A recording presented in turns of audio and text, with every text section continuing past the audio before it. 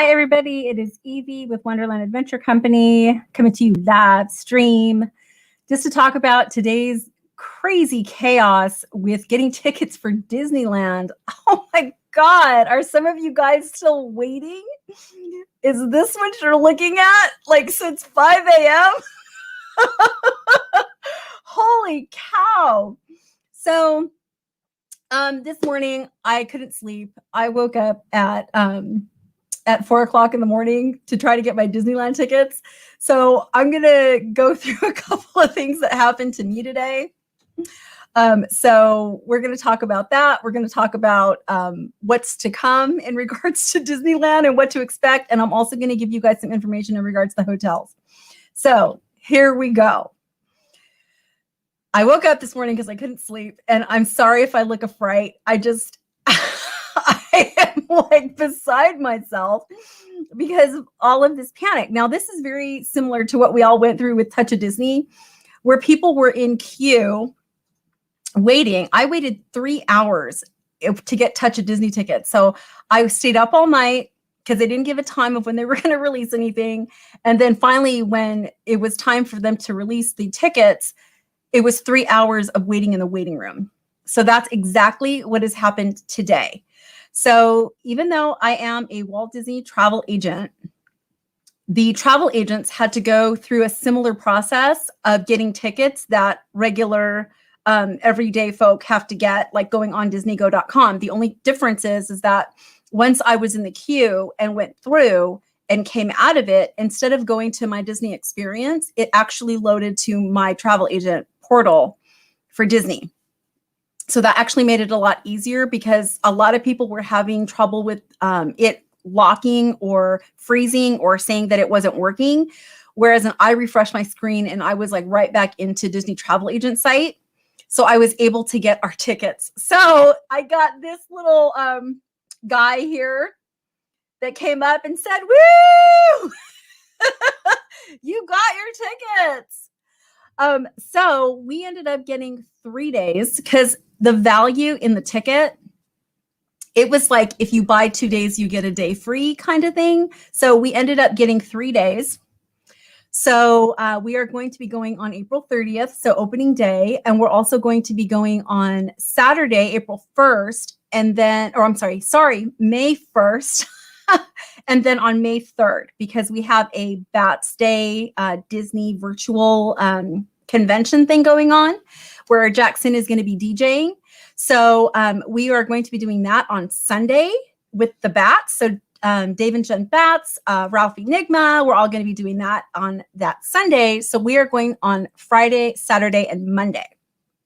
We're not going to California Adventure. I just booked all 3 days at Disneyland because I've been at California Adventure in the past few months and I'm ready to go into Disneyland and just live there for 3 days. So that is what happened. So I was actually looking on the site and I'm in this Disney group online and they were posting that days are running out. So I just wanted to mention here, you guys, if you're not sure how this works, when you guys buy your park tickets, you also have a link that you can open a separate window and you could see the calendar for the park days. So when you see this little blue dot, that's actually the I guess the Ferris wheel that's over in California Adventure. So that's saying California Adventure still has availability for May 1st. And it also had it for April 30th, but you can't get into Disneyland on the 30th or the 1st anymore for reservations. Now it is showing that every single day, the rest of the time, that both parks are still showing available. Now, what I was finding out is that in these, I'm in other groups and things like that for Disney. And some people are like, oh, there's only 4 days left. There's only 4 spots left. It's really, you can't really tell how many days are left when you're in there and you're looking like in this area. So there's still plenty of time. Also, in this here, where I'm actually waiting for tickets for somebody right now. So I went back in there to book tickets, and it says on here that they understand that there's a lot of demand for the tickets. So this process is going to go through the night. So they will be selling these tickets through the night with this process, with these long wait times. Some people are going to be waiting 7 hours or more. I mean, I talked to some people today that were waiting just at the same time. We both logged on at the same time, and I got my tickets after 3 hours. They didn't get their tickets for another 2.5 hours. So be patient, you guys. It is going to come back. They are going to roll these out. They're just trying to do it slowly so that everybody has the same experience. I know it's frustrating, but there is going to be hope about getting a ticket. So it may not be, you know, the tier 5 tickets. So let's talk about the tickets, okay? They have tiers 1 through 5. I'm not going to go through the pricing of the tickets. I'm just going to let you know, if you're buying a one park, 1 day ticket, you have 5 tiers that you can actually purchase. The 5th tier is the most expensive. That one's $154. That ticket is the only ticket you can get to go in the first 2 weeks of when the park is open. So April 30th, which is already booked, so you can't go into Disneyland the 30th, or May 1st. And then if you get a tier 4 or lower ticket, then you're only going to be able to start your reservation at some time on the 17th. So only in these 2 weeks is that going to be tier 5. So it's going to be $154 a ticket. Do you guys hear Max meowing? He's lonely. Okay.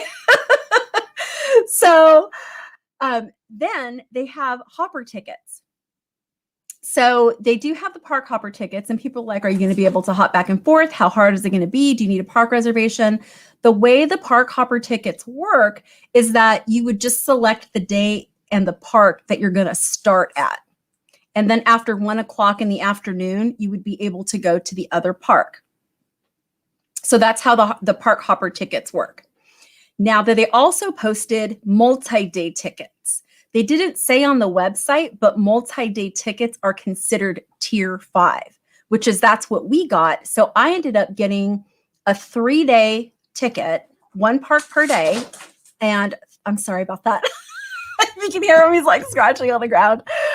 So it's 1 park per day. So we picked the same park for all 3 days, and it was $310 for the ticket. When a regular 1 park 1 day ticket for tier 5 is $154. So it's the same price. So we ended up getting basically a day free by doing the 3-day multi-ticket.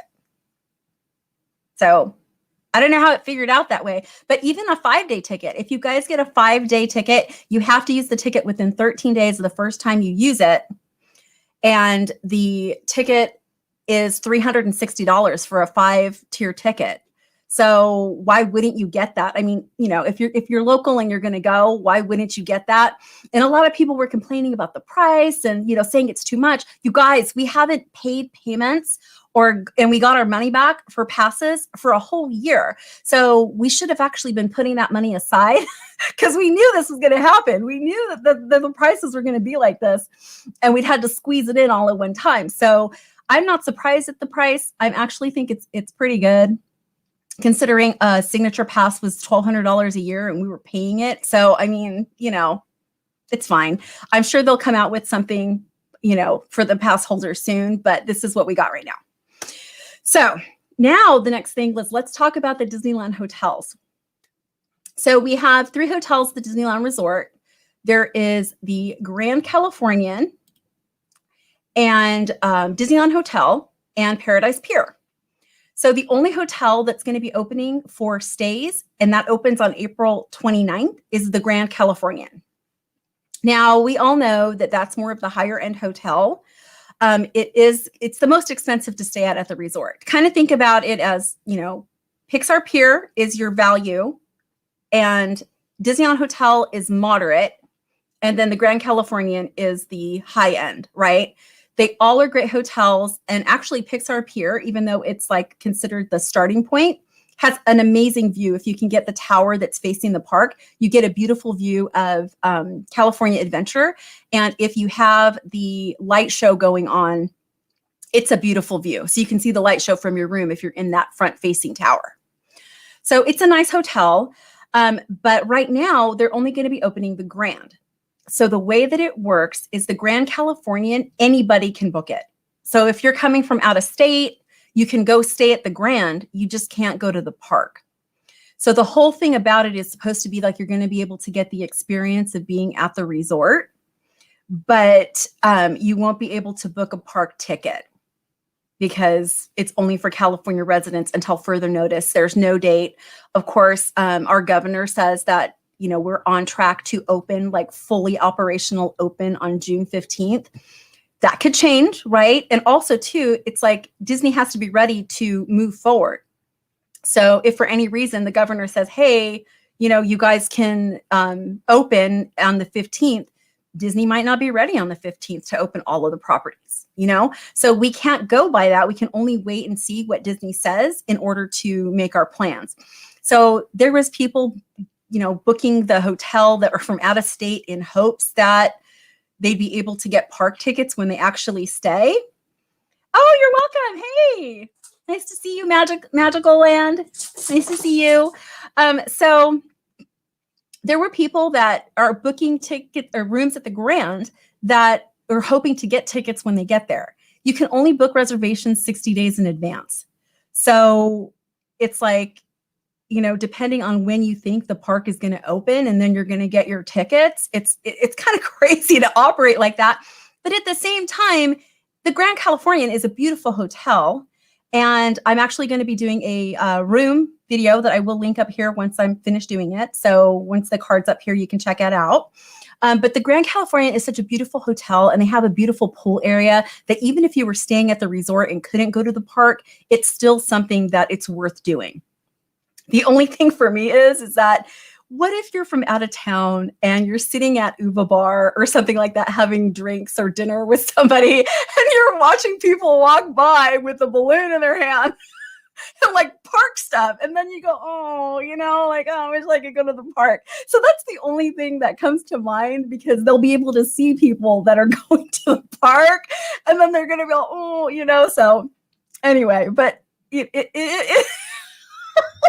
I hate even saying the word, you know, it is what it is, because that's just like a bad thing to say now. And I'm sure most of you know why. But, you know, we kind of just have to deal with what's been thrown at us. So hopefully that won't happen. Hopefully people will book and plan accordingly and be able to enjoy their stay when they come to Disneyland Resort. So I think one of the other things that I wanted to talk about before I end the stream today was I just wanted to talk about like this crazy madness with everything crashing and going down. You would think, had they learned from Touch of Disney, that it would not have happened this way. Like it would have rolled out a different way. So I would like to hear from you guys in the comments of the video. If you could, you know, just go ahead and comment below on how you felt. Like somebody sent me a message on Facebook telling me that people were trolling the Disney Parks Twitter or something, and just saying like all kinds of things about the experience that they were having. And oh my gosh, hey, trust me, I've been up since 4 o'clock in the morning and I'm a little loopy right now. I get it, but smack. Oh gosh. So yes, it's the child's ticket. So Ralph, it's going to be, because the child is over 2 years old, they're going to need a ticket. So the 3-year-old will need a ticket. Okay. And you guys also too, don't forget, I'm a Disney travel agent. If you guys want tickets, just shoot me an email. If I have to get you a ticket, it's like, if it's a 1-day ticket, I'm going to charge you a booking fee, like a planning fee to get the ticket for you, because I don't make commission on tickets that are 1 day. Okay. I'm just putting it out there, being 100% honest with you. If I'm going to spend the time to book the ticket, then I'm going to do a planning fee. But if the ticket is like a multi-day ticket, then there won't be a planning fee. I'll just go ahead and book the ticket for you, and I'll be the one waiting, so you're not waiting online. So if that's something that interests you, you guys, I'm going to put my link information in the bio. If you're watching on, my email is thewhiterabbit@wonderlandadventureco.com. Okay. I have in my YouTube and Facebook all of my contact information. So please feel free to email me and let me know what you're looking for. And then I'll be happy to be the one waiting all day to get the tickets. Okay. So that way you're not spending your time. And then as soon as I can get that ticket booked for you, then we can get your reservations and do all that stuff. So that's my job. Happy to do it. But anyways, if you guys don't have any other questions, I think I need a nap. I'm like so batty right now, but I mean, it's been such a great day and I am still waiting. I got to check really quick here. Let's see. Okay, sorry. I had to check really quick because I'm waiting for tickets for another client right now. It's booking a stay. So I just had to check the time. It still says I'm over an hour. And also, too, just a side note, little tidbit, since you stayed all the way till the end, when you are booking your tickets, you'll get to that point where it says over an hour wait, right? That's where you're at. Once it hits 58 minutes, it'll say 58 minutes, and then it'll start counting down. So when it says over an hour, you don't know if it's 3 hours, 4 hours, 7 hours. You don't know how long it is until you actually get to that minute adjustment on the site. I did. So we're going to actually be going on April 30th. And I'm wearing my walking shoes, you guys, because I'm going to be there live. I'm going to be doing videos, be taking pictures, be doing all my content. We are going to be there at 8 o'clock in the morning because the park opens at 9. It's open 9 to 7. And then we're going to have dinner at our favorite restaurant, which is Tortilla Joe's. But we plan on shutting that place down. I tell you, we are going to get it. And I'm so excited. I can't even tell you. It's time to go back to the park. It's time to go back. And even though we're talking about Disneyland, we actually have annual passes that we purchased for Universal Studios. So we're going to Universal Studios on Sunday, the 18th. And that's going to be also, too, getting down into that lower lot, seeing if we can get a peek at the Mario area, the Nintendo World. Can't wait to ride Jurassic Park. And my mind is like melting right now with all of the excitement of travel coming back and the parks coming back. I can't even tell you.